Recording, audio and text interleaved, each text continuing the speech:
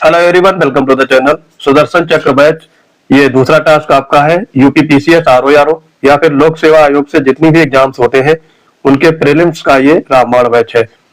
इस बैच में आपको comprehensive topic wise task wise तैयारी कराई जा रही है और ये आपका पूरे साल वैलिड रहेगा, यानी ये 31 दिसंबर 2026 तक का ये एक्टिवेट रहेगा। तो जो लोग इस बैच में जुड़ना चाहते हैं पीसीएस वंडर टेलीग्राम ज्वाइन करेंगे, वहां पर आपको ये इसकी डिटेल उपलब्ध रहेगी। तो करते हैं आज का वीडियो। संविधान सभा के गठन के संबंध में निम्नलिखित कथनों पर विचार कीजिए। सभा के सदस्यों का चुनाव 1946 के प्रांतीय विधान सभाओं के सदस्यों द्वारा अप्रत्यक्ष रूप से किया गया था। तो ये वाला आपका राइट है। सीटों का आवंटन 3 मुख्य समुदायों मुस्लिम, सिख और सामान्य के बीच उनकी जनसंख्या के अनुपात में किया गया, ये भी राइट है। रियासतों के प्रतिनिधियों का चयन सार्वभौमिक वयस्क मताधिकार, ये वाला गलत हो जाएगा। ये मनोनीत किए गए थे उस समय, यानी अप्रत्यक्ष रूप से चुने गए थे। तो यहाँ पर तीसरा गलत होगा। तो पहला और दूसरा यहाँ पर राइट है, इसलिए आपका सी ऑप्शन करेक्ट हो जाएगा। कथन और कारण दिए गए हैं। भारत का संविधान 26 जनवरी 1950 को पूर्ण रूप से लागू किया गया। कारण क्या है? 26 जनवरी 1950 को पूर्ण स्वराज दिवस के रूप में मनाया गया था, इसलिए इस तिथि का ऐतिहासिक महत्व है, ये भी राइट है। और कारण कथन की व्याख्या भी करेगा, तो बी पार्ट यहाँ पे करेक्ट हो गया। निम्नलिखित घटनाओं पे उनके कालानुक्रमिक क्रम यानी क्रोनोलॉजिकल ऑर्डर में लगाना है। उद्देश्य प्रस्ताव का अपनाया जाना, माउंटबेटन योजना की घोषणा, संविधान सभा की पहली बैठक और प्रारूप समिति यानी ड्राफ्टिंग कमेटी का गठन। तो इसमें अगर आपको डेट पता होगा तभी ये क्वेश्चन को सॉल्व कर पाएंगे। संविधान सभा की पहली बैठक कब हुई थी? ये 9 दिसंबर 1946 को। फिर है प्रारूप समिति का जो ड्राफ्टिंग कमेटी थी उसका गठन कब किया था? तो 29 अगस्त 1947 को। और उद्देश्य प्रस्ताव का अपनाया जाना, उस उद्देश्य प्रस्ताव 13 दिसंबर 1946 को पंडित जवाहरलाल नेहरू द्वारा पेश किया गया था संविधान सभा में। लेकिन अपनाया कब गया था? तो ये अपनाया गया था आपका 22 जनवरी 1947 को। और माउंटबेटन घोषणा कब की गई थी? तो माउंटबेटन योजना की घोषणा हुई थी 3 जून 1947। तो ये सारे फैक्ट आपको जब याद होंगे तभी आप इसको सॉल्व कर पाएंगे। तो यहाँ पर आपका आंसर हो जाएगा, सबसे पहले तीसरा आएगा, फिर पहला, फिर दूसरा, फिर चौथा। बी पार्ट आपका राइट हो जाएगा। 4th नंबर है। अब देखो संवैधानिक प्रावधान दिए गए हैं और उसके स्रोत दिए गए हैं, किस देश से लिया गया है। तो मूल अधिकार आपके लिए गए हैं अमेरिका से, 2 से मैच हो गया। शासन की संसदीय प्रणाली ये यूके से ली गई है, 1 से मैच हुआ। आपातकालीन उपबंध ये जर्मनी के वाइमर संविधान से लिया गया है। और नीति निर्देशक तत्व ये आयरलैंड से लिए गए हैं। तो 2-1-4-3 पहला वाला ऑप्शन आपका राइट हो जाएगा। 4th देखेंगे, 4th हो गया। 5th देखेंगे आप। प्रारूप समिति के सदस्यों के संबंध में निम्नलिखित कथनों का सही मिलान आपको करना है। के.एम. मुंशी ये कांग्रेस के एकमात्र कार्य साधक सदस्य थे, करेक्ट है ये। टी.टी. कृष्णामाचारी डी.पी. खेतान की मृत्यु के बाद आए, करेक्ट है। और एन. माधवराव बी.एल. मित्र के इस्तीफे के बाद आए। तो यहाँ पर आपके तीनों स्टेटमेंट राइट हो जाएंगे, तो आपका बी पार्ट करेक्ट हो जाएगा। 1, 2, 3 तीनों सही है ये। 6 नंबर है। कथन कारण भारतीय संविधान सभा को वकीलों का स्वर्ग, पैराडाइज ऑफ लॉयर्स कहा गया था। संविधान सभा में कानूनी विशेषज्ञों और वकीलों का अत्यधिक प्रभुत्व था, जिससे संविधान की भाषा जटिल हो गई थी। तो ये दोनों स्टेटमेंट राइट है और कारण कथन की व्याख्या भी करेगा। ए पार्ट यहाँ पे करेक्ट हो जाएगा। संविधान सभा की समितियों और उनके अध्यक्षों का कौन सा आयोग में सुमेलित नहीं है? तो यहाँ पर गलत कौन सुमेलित किया गया है ये बताना है। प्रक्रिया नियम समिति ये डॉक्टर राजेंद्र प्रसाद, करेक्ट है। मौलिक अधिकार उप समिति जेवी कृपलानी इसके अध्यक्ष थे, ठीक है। कार्य संचालन समिति के.एम. मुंशी, ठीक है। संघीय संविधान समिति इसके जवाहरलाल नेहरू थे, ना कि सरदार वल्लभ भाई पटेल। तो ये जवाहरलाल नेहरू इसके अध्यक्ष थे। ए पार्ट यहाँ पे करेक्ट हो जाएगा। 8वां है। भारतीय संविधान की विशेषताओं के संदर्भ में बताना है। ये कठोरता और लचीलेपन का एक अनूठा मिश्रण है, ये राइट है। इसमें एकात्मक झुकाव के साथ संघीय व्यवस्था है, ये भी ठीक है। ये संसद की संप्रभुता और न्यायिक सर्वोच्चता के बीच संतुलन बनाता है, ये भी राइट है। तो यहाँ पर तीनों सही हो जाएंगे, डी पार्ट आपका करेक्ट हो जाएगा। नवा है, संविधान सभा द्वारा किए गए अन्य कार्यों को संदर्भ में निम्नलिखित कथनों पर विचार करें। इसने मई 1949 को राष्ट्रमंडल में भारत की सदस्यता का सत्यापन किया, करेक्ट है ये। 24 जनवरी 1950 को राष्ट्रीय गान और राष्ट्रीय गीत को अपनाया गया, ये भी ठीक है। और 24 जनवरी 1950 को डॉक्टर राजेंद्र प्रसाद को भारत के पहले राष्ट्रपति के रूप में चुना गया, भी ठीक है। तो यहाँ पर तीनों स्टेटमेंट राइट हो जाएंगे, इसलिए डी पार्ट आपका करेक्ट हो जाएगा। 10वां करेंगे, कथन और कारण दिए गए हैं। भारतीय संविधान का अधिकांश ढांचागत हिस्सा भारत शासन अधिनियम 1935 से लिया गया है और संविधान सभा के सदस्यों को मानना था कि 1935 के अधिनियम के प्रावधान भारतीयों की प्रशासनिक आवश्यकताओं के अनुकूल थे, तो ये भी ठीक है, दोनों सही है। कारण कथन की व्याख्या भी करेगा, बी पार्ट आपका राइट हो जाएगा। 11 नंबर देखेंगे, संविधान सभा के उपाध्यक्षों यानी वाइस प्रेसिडेंट के बारे में पूछा गया है। एच.सी. मुखर्जी संविधान सभा के एकमात्र उपाध्यक्ष थे और वीटी कृष्णामाचारी को रियासतों के प्रतिनिधि के रूप में उपाध्यक्ष चुना गया था। तो ये वीटी कृष्णामाचारी और एच.सी. मुखर्जी दोनों उपाध्यक्ष थे, तो यहाँ पर एकमात्र लिखा गया, ये गलत है, दूसरा वाला राइट है। तो यहाँ पर केवल 2 करेक्ट होगा, डी पार्ट आपका राइट हो जाएगा। कथन दिया गया है, बी.आर. अम्बेडकर को भारतीय संविधान का जनक माना जाता है, करेक्ट है ये। और वो प्रारूप समिति के अध्यक्ष थे, उन्होंने संविधान के अंतिम प्रारूप को तैयार करने में निर्णायक भूमिका निभाई थी, ये भी राइट है। तो यहाँ पर कारण कथन की व्याख्या भी करेगा, ए पार्ट यहाँ पे राइट हो जाएगा। संविधान सभा की कार्य प्रणाली के संदर्भ में बताना है और इनको क्रोनोलॉजिकल ऑर्डर में अरेंज करना है। तो यहाँ पर भारत के लिए डोमिनियन विधान मंडल के रूप में सभा की पहली बैठक, तो ये पहली बैठक कब हुई थी, ये आपको बताना है। तो ये 17 नवंबर 1947 को, 17 नवंबर 1947 को पहली बैठक हुई थी। पाकिस्तान के लिए अलग संविधान सभा की स्थापना, ये माउंटबेटन योजना के बाद इसका घोषणा किया गया था, यानी 3 जून 1947 के बाद इसकी घोषणा की गई थी। रियासतों के प्रतिनिधियों का सभा में धीरे धीरे शामिल होना, तो ये स्टार्ट हुआ था 28 अप्रैल 1947 के बाद से। और संविधान के अंतिम प्रारूप पर तीसरा वाचन या रीडिंग समाप्त हुई थी, ये आपकी हुई थी 26 नवंबर 1949 को। तो अब यहाँ पे अरेंज कर लीजिए, 3, 1, 2, 4, सी पार्ट आपका करेक्ट हो जाएगा। 14 नंबर है, समिति दी गई है और उसके अध्यक्ष दिए गए हैं, आपको यहाँ पे मैचिंग करना है। अब देखो समितियां जो होती है, मेन समिति उनके तो अध्यक्ष आपको पता होते हैं, लेकिन जब उप समिति पूछी जाती है या फिर उनसे रिलेटेड कमेटी पूछी जाती है तो आप उनके आंसर नहीं कर पाते हैं। यहाँ पे कार्य संचालन समिति, कार्य संचालन समिति, इसके अध्यक्ष कौन है, तो ये है राजेंद्र प्रसाद, ठीक है, 3 से मैच हो गया। मौलिक अधिकार उप समिति, इसके जेवी कृपलानी, 2 से हो गया मैच। और अल्पसंख्यक उप समिति, इसके थे एच.सी. मुखर्जी, 1 से। और लास्ट वाला है साक, ये है कल्लादी कृष्णस्वामी अय्यर। तो यहाँ पर 3, 2, 1, 4, 3, 2, 1, 4, डी पार्ट आपका राइट हो जाएगा। भारतीय संविधान की एकात्मक विशेषज्ञ यानी विशेषताओं या यूनिटरी फीचर्स के बारे में सही कथन आपको पहचानना है यहाँ पे। तो यूनिटरी विशेषता क्या थी, एकल संविधान, एकीकृत न्यायपालिका, राज्यों में राज्यपाल की नियुक्ति और अखिल भारतीय सेवाएं, ये चारों यूनिटरी फीचर है, ए पार्ट यहाँ पे करेक्ट हो जाएगा। भारतीय संविधान सभा ने भारत की राष्ट्रमंडल यानी कॉमनवेल्थ की सदस्यता को मंजूरी दी थी। राष्ट्रमंडल की सदस्यता ने भारत की संप्रभुता को सीमित कर दिया था। तो यहाँ पर ऐसा कुछ नहीं है, दूसरा वाला गलत हो जाएगा, वो इंडिपेंडेंट था, सीमित नहीं किया था। तो यहाँ पर कथन सही है लेकिन कारण गलत हो जाएगा, तो सी पार्ट आपका राइट होगा। निम्नलिखित में से मिलान करना है, संविधान के स्रोत में गलत कौन दिया गया है। तो अवशिष्ट जो शक्तियां हैं, रेसिडुअरी पावर, ये केंद्र के पास है, कनाडा से, करेक्ट है ये।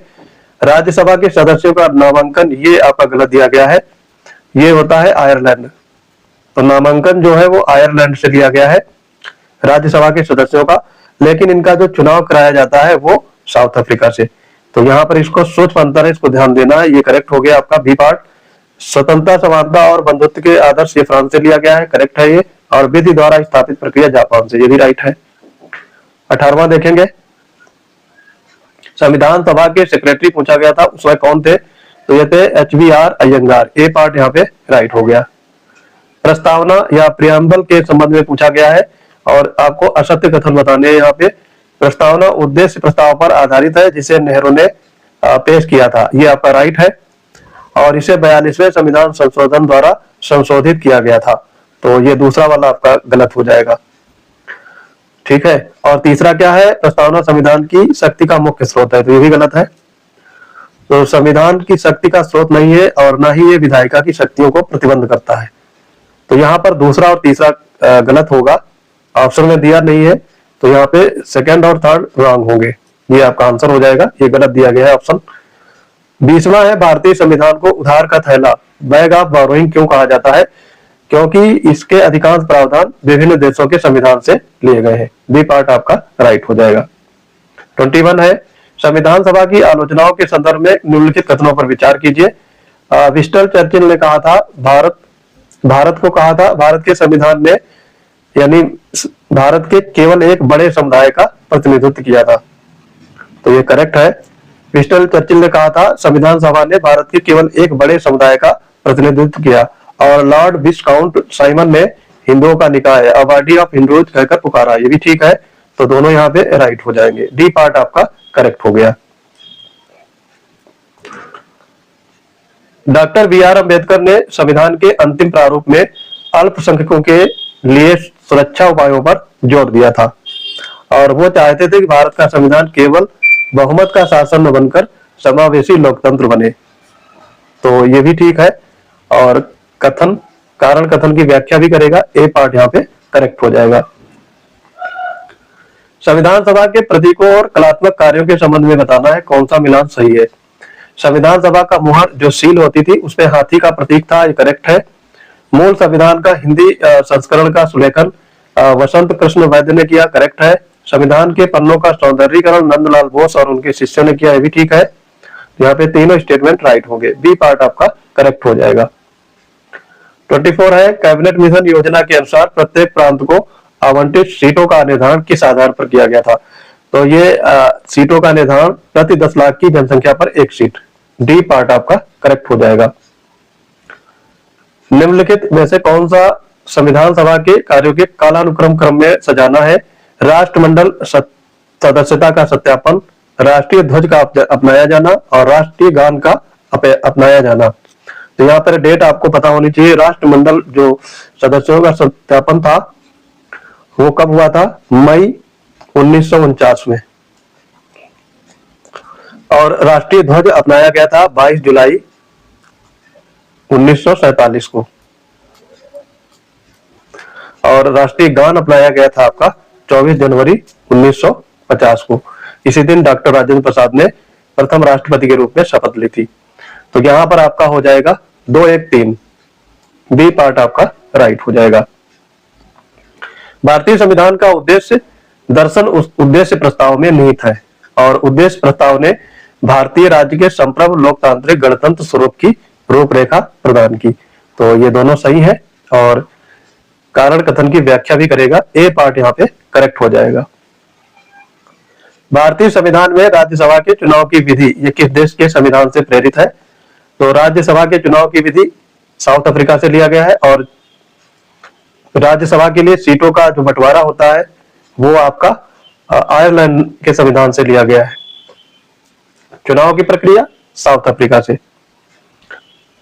संविधान सभा की आलोचना में किसने कहा था संविधान सभा वास्तव में कांग्रेस थी और कांग्रेस भारत था? ये कहा था ग्रेनविले ऑस्टिन ने, ए पार्ट यहाँ पे राइट हो जाएगा। प्रारूप समिति में BR अम्बेडकर के अलावा 6 मेंबर और थे। निम्नलिखित में से उसमें से समिति का हिस्सा नहीं थे। N गोपाल स्वामी ये मेंबर थे, सादुल्ला भी थे और कृष्ण स्वामी अय्यर थे, जवाहरलाल नेहरू नहीं थे। तो यहाँ पर आपका बी पार्ट करेक्ट हो जाएगा। संविधान सभा ने जब एक विधायिका के रूप में कार्य किया तब इसकी अध्यक्षता किसने की थी? देखो संविधान सभा आपके संविधान निर्माण का भी कार्य करती थी और विधायिका की भी। जब विधायिका के रूप में काम करती थी तो उसके अध्यक्ष रहते थे जीवी मावलंकर, और जब संविधान सभा का निर्माण करती थी तो डॉक्टर राजेंद्र प्रसाद। ये सोच में अंतर आपको ध्यान रखना है। 1947 के भारतीय स्वतंत्रता अधिनियम ने संविधान सभा की स्थिति में जो परिवर्तन किए उनके संदर्भ में आपको बताना है कौन से कथन सही है। सभा को पूरी तरह से एक संप्रभु निकाय बना दिया गया जो ब्रिटिश संसद द्वारा बनाए गए किसी भी कानून को बदल सकती थी। सही है ये। और संविधान सभा के विधायी निकाय बनने के बाद इसने भारत के लिए सामान्य कानूनों को लागू करने की शक्ति प्राप्त कर ली थी, ये भी राइट है। और रियासतों के वे प्रतिनिधि जो अब तक दूर रहे थे वह भी धीरे धीरे सभा में शामिल होने लगे। तो यहाँ पर तीनों स्टेटमेंट करेक्ट हो जाएंगे, यानी डी पार्ट आपका राइट आंसर होगा।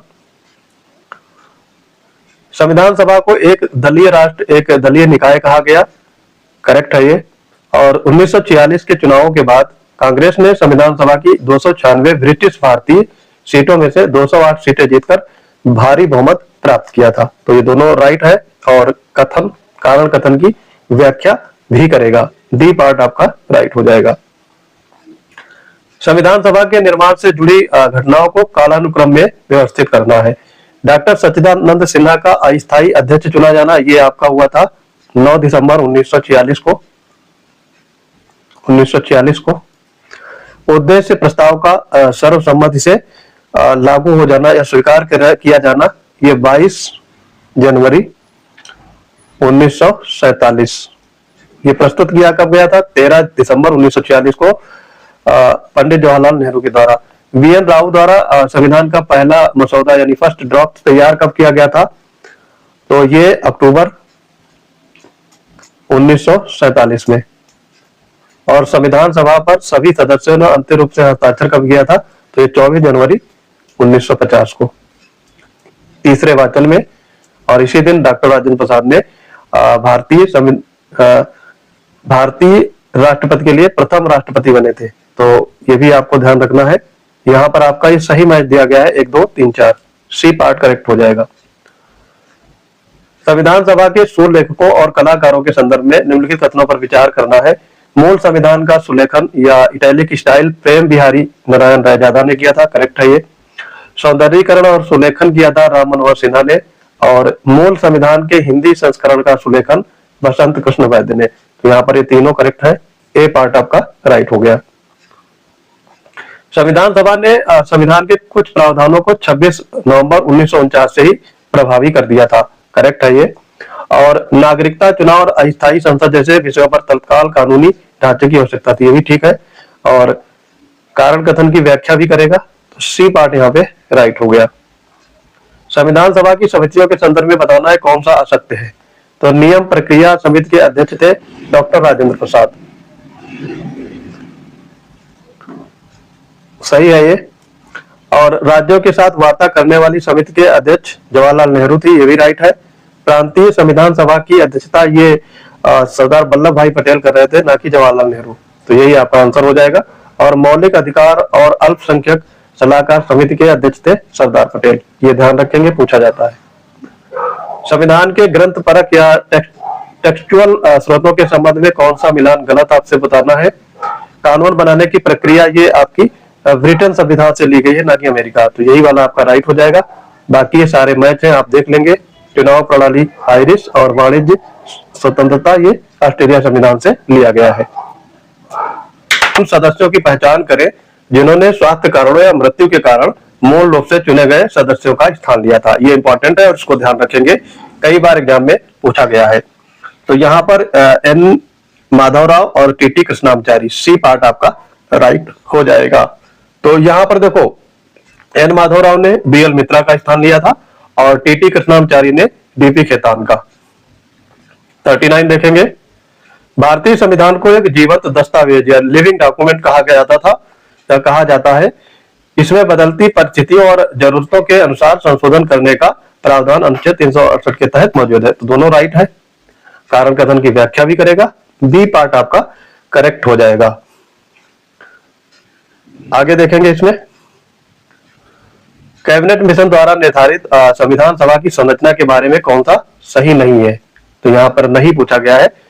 रियासतों के प्रतिनिधियों को उनके प्रमुखों द्वारा मनोनीत किया जाना था, करेक्ट है ये। प्रत्येक प्रांत की सीटों को 3 समुदायों मुस्लिम, सिख और सामान्य में बांटा गया, भी राइट है। रियासतों को कुल 296 सीटें आवंटित की गई थी, तो यहाँ पे 296 नहीं थी, 73 थी। ब्रिटिश भारत की ये 296 थी। सी पार्ट आपका राइट हो जाएगा। बाकी प्रांतीय विधानसभाओं में से प्रत्येक समुदाय के प्रतिनिधियों का चुनाव उसी समुदाय के सदस्यों द्वारा किया जाता था, ये भी राइट है। तो ये सारी कैबिनेट मिशन द्वारा निर्धारित संविधान सभा की संरचना से संबंधित है। 41 संविधान सभा में एकल संक्रमणीय या संक्रमणशील मत सिंगल ट्रांसफरेबल वोट प्रणाली के माध्यम से चुनाव के संदर्भ में विचार करना है आपको। यह केवल ब्रिटिश भारतीय प्रांतों की सीटों के लिए अपनाई गई थी। इसमें आनुपातिक प्रतिनिधित्व के सिद्धांत का पालन किया गया था। ये दोनों सही है आपके। और रियासतों के प्रतिनिधियों ने इसी माध्यम से संविधान में प्रवेश किया था, संविधान सभा में, तो ये गलत है। अप्रत्यक्ष रूप से मनोनीत किए गए थे रियासत के प्रतिनिधि, तो यहाँ पे पहला और दूसरा राइट होगा। डी पार्ट आपका करेक्ट हो जाएगा। नेक्स्ट देखेंगे 42 वीएन राव वर्मा और के संविधान का मसौदा तैयार करने में भी सहायता की थी। वो अंतर्राष्ट्रीय न्यायालय के न्यायाधीश के रूप में कार्य करने वाले पहले भारतीय थे और उनकी कानूनी विशेषज्ञता वैश्विक स्तर पे, दोनों सही है। और कारण कथन की व्याख्या भी करेगा, ए पार्ट यहाँ पे राइट हो जाएगा। वीएन राव ने भारत के साथ साथ वर्मा के संविधान का भी मसौदा तैयार किया था। संविधान सभा की आदिवासी क्षेत्र उप समिति के अध्यक्ष कौन थे, जिसने उत्तर पूर्वी सीमांत असम क्षेत्रों के लिए विशेष प्रावधानों की सिफारिश की थी? तो ये थे गोपीनाथ बारदलोई। ये असम के अलावा जो प्रावधानों की सिफारिश की थी वो ए.बी. ठक्कर यानी ठक्कर बाबा ने, लेकिन यहाँ पे पर्टिकुलरली असम पूछा गया है, तो गोपीनाथ बारदलोई, डी पार्ट करेक्ट हो जाएगा। संविधान सभा द्वारा राष्ट्रीय ध्वज को अपनाए जाने के संदर्भ में बताना है। असत्य कथन आपको यहाँ पे पहचानने हैं। ध्वज का डिजाइन पिंगली वेंकैया द्वारा तैयार किया गया था। चरखे के स्थान पर अशोक चक्र को अपनाने का प्रस्ताव मुख्य रूप से डॉक्टर भीमराव अंबेडकर द्वारा दिया गया था। ध्वज को आधिकारिक रूप से भारत की स्वतंत्रता के बाद अपनाया गया। तो यहाँ पे आपको बताना है गलत कौन सा स्टेटमेंट होगा। तो यहाँ पर पहला सही है, दूसरा और तीसरा गलत हो जाएंगे। तो ऑप्शन में आपके कहीं भी दिया नहीं गया है, तो ये ऑप्शन गलत है। दूसरा और तीसरा ये रॉन्ग होंगे। 45 देखेंगे, संविधान सभा की आलोचना में किसने ये तर्क दिया था कि भारतीय संविधान एक थोपा हुआ दस्तावेज है जो भारत के लोगों की भावनाओं का प्रतिनिधित्व नहीं करता है? ये किसने कहा था? तो ये एच.वी. कामत ने कहा था। डी पार्ट आपका राइट हो गया। संविधान के अवशिष्ट शक्तियां या रेसिडुअरी पावर के सिद्धांत को कनाडा से लेने के पीछे का मुख्य उद्देश्य क्या था? तो केंद्र सरकार को राज्यों की तुलना में अधिक शक्तिशाली बनाया जाना। सी पार्ट आपका राइट हो जाएगा। संविधान सभा के सदस्यों का सार्वभौमिक वयस्क मताधिकार यूनिवर्सल एडल्ट फ्रेंचाइज द्वारा सीधे नहीं चुना गया था और उस समय देश में बड़े पैमाने पर अशिक्षा और विभाजन के कारण प्रत्यक्ष चुनाव कराना प्रशासनिक रूप से कठिन था। तो यहाँ पर ये आपके दोनों स्टेटमेंट राइट हो जाएंगे और कारण कथन की व्याख्या भी करेगा। बी पार्ट आपका करेक्ट होगा। 48 नंबर देखेंगे, संविधान सभा की बहसों या डिबेट्स का प्रकाशन कितने वॉल्यूम या खंडों में किया गया था? तो ये आपका 12 खंडों में। सी पार्ट करेक्ट हो गया। भारतीय संविधान सभा में लक्ष्य प्रस्ताव या ऑब्जेक्शन रेजोल्यूशन के पारित होने के बाद किस समिति को यह कार्य सौंपा गया कि उनके सिद्धांतों को अनुच्छेदों के रूप में ढालना शुरू करे? तो ये सिद्धांत सौंपे गए थे प्रारूप समिति को, ड्राफ्टिंग कमेटी को ये दिया गया था। डी पार्ट करेक्ट हो गया। और लास्ट क्वेश्चन आज का देखेंगे, संविधान के निर्माण के दौरान सहकारी संघवाद कोऑपरेटिव फेडरलिज्म की अवधारणा का सबसे प्रबल समर्थक कौन था? तो ये थे आपके ग्रेनविले ऑस्टिन। ए पार्ट आपका करेक्ट हो गया। तो ये था आपका टास्क 2 का विस्तार से सलूशन। वीडियो कैसा लगा कमेंट बॉक्स में अपनी प्रतिक्रिया अवश्य देंगे। पेड बैच से जुड़ने के लिए या फिर daily current affair, exam related news, बहुत कुछ जानने के लिए आप पीसीएस वंडर टेलीग्राम चैनल से जुड़ सकते हैं। वहां पर अदर बैच की भी इंफॉर्मेशन अवेलेबल रहेगी। तो मिलते हैं अपने अगले इंपॉर्टेंट वीडियो के साथ। तब तक के लिए पढ़ते रहिए। जय हिंद।